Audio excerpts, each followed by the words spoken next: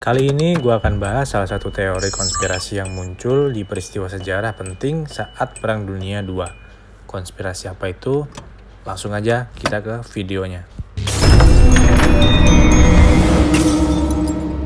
Oke, akan gue bawain teori konspirasi penyerangan Jepang terhadap Pearl Harbor atau pelabuhan militer milik Amerika Serikat yang terletak di Hawaii pada masa Perang Dunia II. Yang katanya sebenarnya ini udah diskenarioin dan disengaja.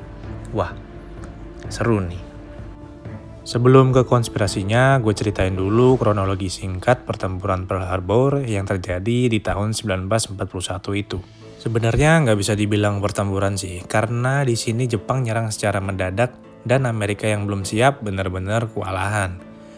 Jadi penyerangan mendadak yang dilakukan Kekaisaran Jepang di bawah Kaisar Hirohito ini dilakukan tanggal 7 Desember 1941. Alasan Jepang pada saat itu melakukan penyerangan, salah satunya pengen memperluas daerah kekuasaan mereka di bagian Pasifik, yang mana ada Amerika sebagai kompetitor di sana. Tujuan kedua serangan itu adalah untuk melumpuhkan Angkatan Laut Amerika Serikat di Pasifik untuk sementara, yang mana Jepang tahu serangan besar-besaran mereka ini nggak akan membuat Amerika takluk.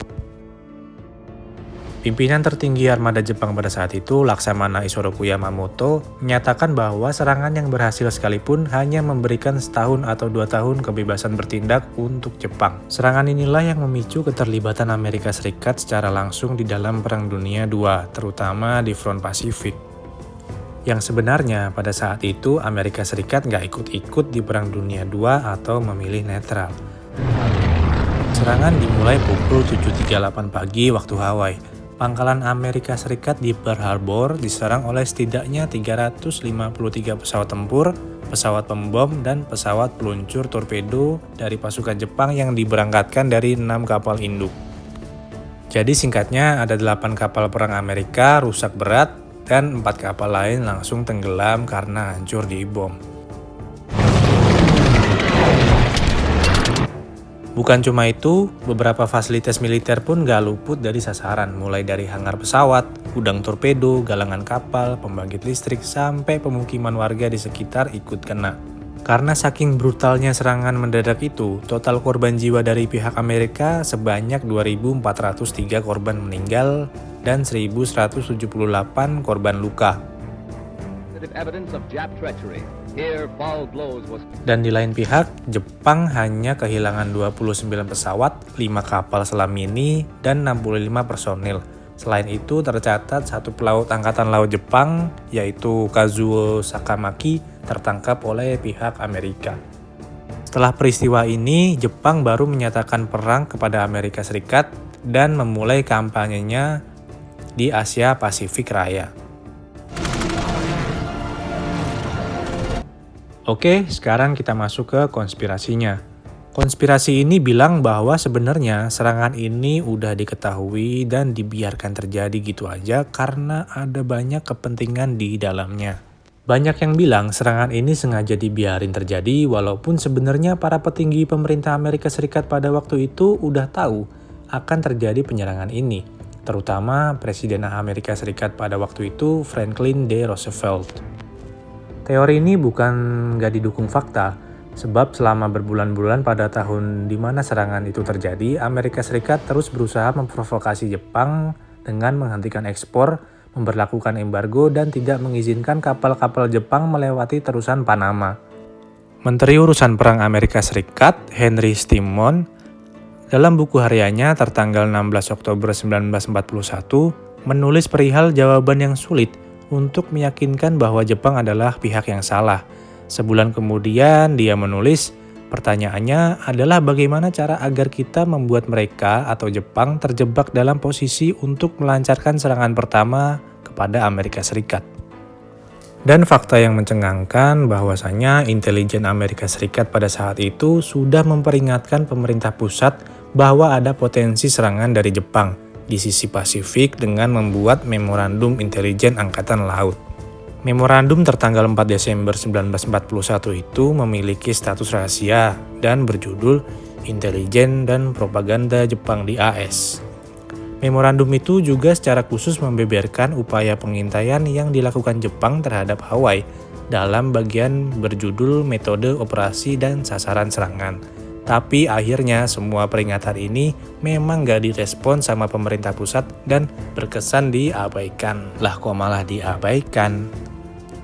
Ya karena para penggemar teori konspirasi ini bilang kalau Amerika Serikat ini sebenarnya nggak ada alasan kuat buat ikut Perang Dunia II. Karena memang sebenarnya mereka nggak ada urusan apa-apa sama perang besar yang terjadi di Eropa. Dan letak Amerika Serikat ini kan jauh banget dari zona perang. Mereka belum ada ikatan apapun sama negara-negara yang ikut perang di Eropa. Di lain sisi, masyarakat Amerika pun menolak kalau negara mereka harus ikut Perang Dunia Kedua ini. Presiden Roosevelt sendiri juga tertahan oleh opini masyarakat dan janji kampanyenya yang mengatakan putra-putra Anda tidak akan dikirim menuju perang asing dimanapun juga. Meski Roosevelt secara pribadi mendukung sekutu memerangi negara-negara poros seperti Jerman, Italia, dan Jepang. Nah sebenarnya dari sini aja Amerika udah kelihatan ada kecenderungan ngebela blok sekutu meski mereka statusnya netral. Teori terkait konspirasi di balik serangan ini semakin kuat setelah pada Januari 1941, pemerintahan Roosevelt juga mengabaikan peringatan kemungkinan adanya serangan yang dimuat dalam laporan Dubes Amerika Serikat untuk Jepang. Pemerintah Amerika Serikat juga ternyata menolak permintaan militer untuk memindahkan pesawat-pesawat tempur dalam jumlah besar ke Hawaii. Sebenarnya alasan yang paling kuat untuk mendasari teori konspirasi ini ya karena uang. Karena dengan mengikuti Perang Dunia, otomatis Amerika harus memproduksi berbagai macam peralatan militer diantaranya senjata, baju perang, helm baja, kendaraan tempur, termasuk tank. Nah, kalau Amerika Serikat nggak ikut perang kan otomatis mereka nggak butuh memproduksi semua barang itu. Jadi ini bikin bisnis senjata di sana keuntungannya kurang. Karena selama nggak ada perang, perusahaan-perusahaan senjata ini hanya memproduksi untuk kepentingan pertahanan negaranya aja. And of all the effort, sedangkan dengan ikutnya Amerika Serikat di Perang Dunia Kedua ini, bikin perusahaan-perusahaan ini memproduksi berkali-kali lipat dari biasanya dan ya kita tahu akhirnya keuntungan mereka makin besar juga. Walaupun bayarannya adalah nyawa dan para prajurit relawan perang. Dan ditambah lagi, akhirnya selain bertempur di front Pasifik, Amerika juga ikut nimbrung di front Eropa lawan Nazi langsung. Alasan mereka ikut perang di Eropa karena mereka pengen mempertahankan demokrasi di tanah Eropa yang lagi terancam dengan paham fasisme yang dibawa sama Hitler. Klise banget. Nah, dengan ikutnya Amerika Serikat perang di dua front ini, yaitu front Eropa dan front Pasifik, makin membuat kebutuhan persenjataan mereka naik pesat. Inilah yang diinginkan oleh perusahaan-perusahaan tersebut. Makin tinggi permintaan, makin tinggi keuntungan mereka. Mereka bodoh amat sama nyawa warga yang ikut perang. Yang penting uang. Tapi selain ada yang mendukung teori ini, ada juga loh yang ngebantah teori konspirasi ini. Yaitu penulis buku Desember 1841, 31 Days That Changed America and Saved the World, Craig Shirley. Dia bilang, berdasarkan semua riset saya yakin baik Presiden Roosevelt atau pejabat-pejabat lain di pemerintahan Amerika Serikat pada saat itu, Angkatan Laut atau Kementerian Perang tidak mengetahui rencana serangan itu. Jadi tak ada sama sekali konspirasi, kata Shirley. Memorandum itu hanya merupakan bukti bahwa ada keyakinan bahwa Jepang tengah mempersiapkan perang, namun pemerintah saat itu terkesan abai karena yakin sulit memindahkan sebuah angkatan perang sejauh ribuan kilometer mengarungi Samudra Pasifik, lalu menyerang Hawaii. Lanjut Shirley. Tapi ada yang bilang kalau Shirley ini dibayar mahal untuk menutupi kebobrokan pemerintahan Amerika Serikat pada saat itu. Ya, namanya teori, pasti ada pro, ada kontranya, apalagi teori konspirasi. Dan ya, pada akhirnya sejarah tetap ditulis oleh para pemenang. Dan kedua negara ini pun sekarang sudah menjadi sekutu yang kuat untuk melawan blok timur yang dipimpin oleh Rusia dan Cina.